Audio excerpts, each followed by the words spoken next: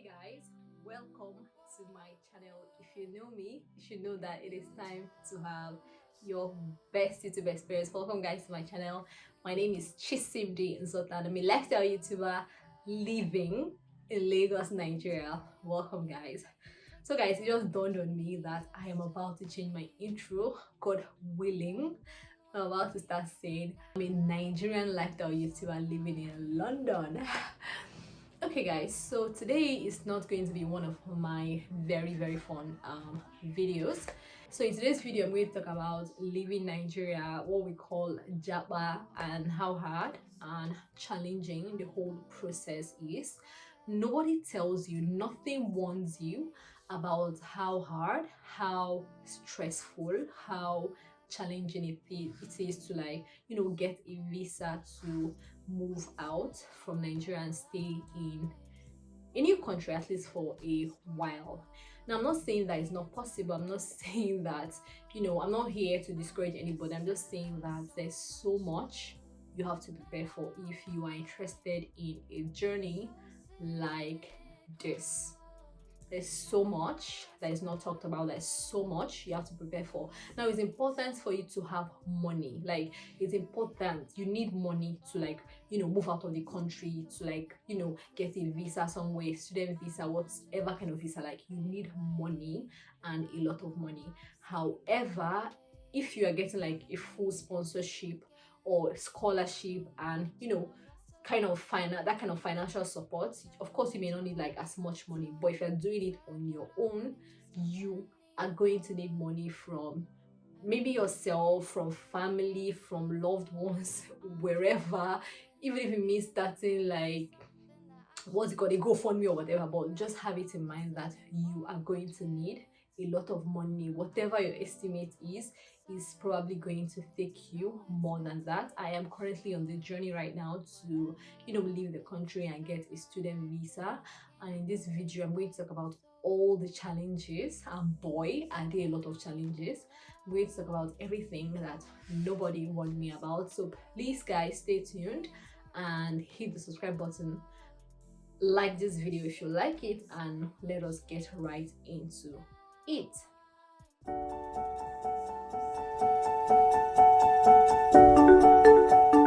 I'm going to talk about the student visa option. There are clearly a lot of options if you want to leave, but I'm going to talk about my personal situation, what I have been doing and how I have been doing it. So I'm exploring the student visa option, and now in this option you most definitely have to have like admission. Like, that is the simple, that is non-negotiable. You have to have admission, guys. Money is like a major requirement. It's non-negotiable, especially as I said earlier, if you're not going to be sponsored or if you're not getting like a full scholarship.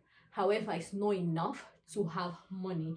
This is to say that you can have money, you can have like all the funds you need, and it's not going to be successful. Like, it's possible to have like a lot of money and it still is not successful. So yes, you need money, but money is not enough.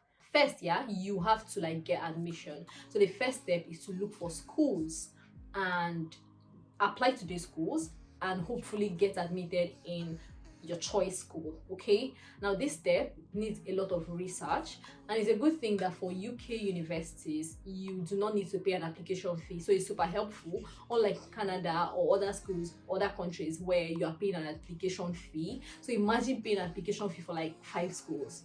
Like, imagine paying like $100 for like 5 schools. That's like a lot of money. You never paid for your tuition.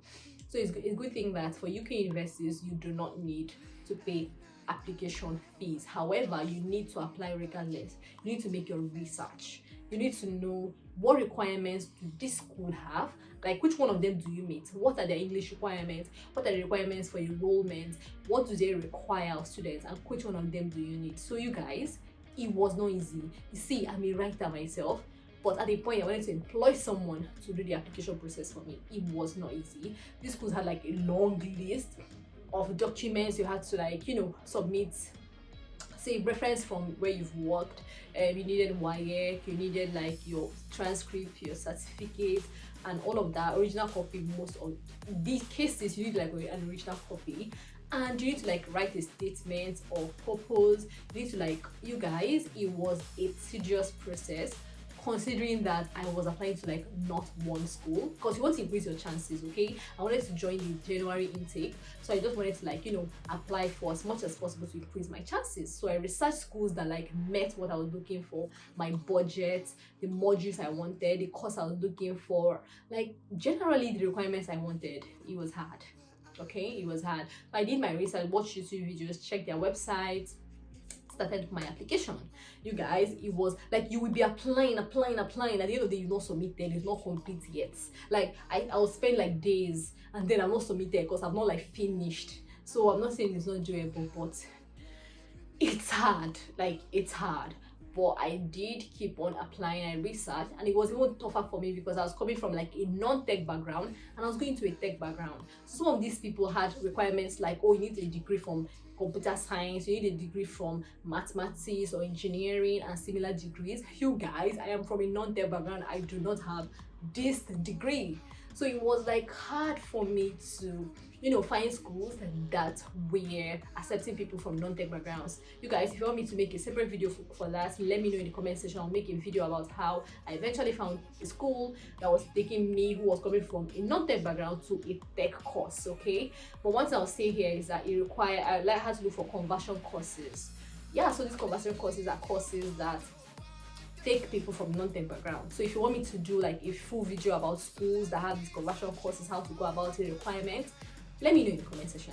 So guys, after I was done with my application, it was time to wait for a decision. So I started waiting to hear back from the schools and, you know, which one is letting me in and which one is saying no.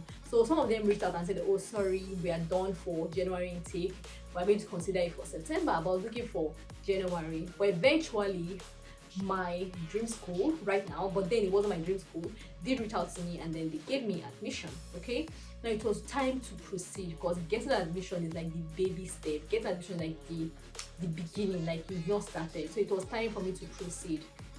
Now after you've gotten admission, I got like an unconditional offer. Some people do not. Some people get conditional offer with the schools asking them to do other things, but luckily I got an unconditional offer and it was time for me to pay for the tuition. Okay, now the schools here, they're going to ask you to pay for initial deposit. So they're going to give you a fee, and for instance they're going to say, oh, pay, for example, they're going to say, oh, pay £4,000, pay like £5,000 out of the tuition. They're going to give you a raise, like you can't pay lower. So if the initial deposit is like £5,000, you can pay more, you can pay everything, but you cannot pay lower than that.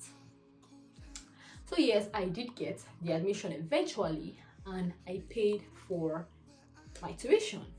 Now guys, it's not enough to even pay. Like it's not enough to have this money, as I said. How, like if you pay, you are going to like need them to debit you. Guys, there's a problem. First of all, if you're paying this kind of, like for this kind of payment, one of the major means to do it is to go to the bank and use the form A. So I went to a Nigerian bank, used a form A to, you know, make this payment. You guys, they didn't debit me. And it's a struggle. Like you need connection to be debited, because that's what I used in my case. I knew someone who had to like come in for me, make a call and things like that, you guys, for them to debit my money. Like I have paid, I am using connection for them to remove the money from my account. Like unbelievable. That's why I say it's not enough to have money. You must have money, but it's not enough. There are people who I know that it took like a week for them to get debited. There are people who I know it took like more than a week for them to get debited. Like you've paid, though, for them to remove the money from your account is like another struggle. And you guys, if you pay on the 1st, say if the deadline for payment is like 7th December and then you're paying on the 1st, if they don't get your money, if you're not debited, you not make the deadline. So it doesn't matter that you paid 1st December.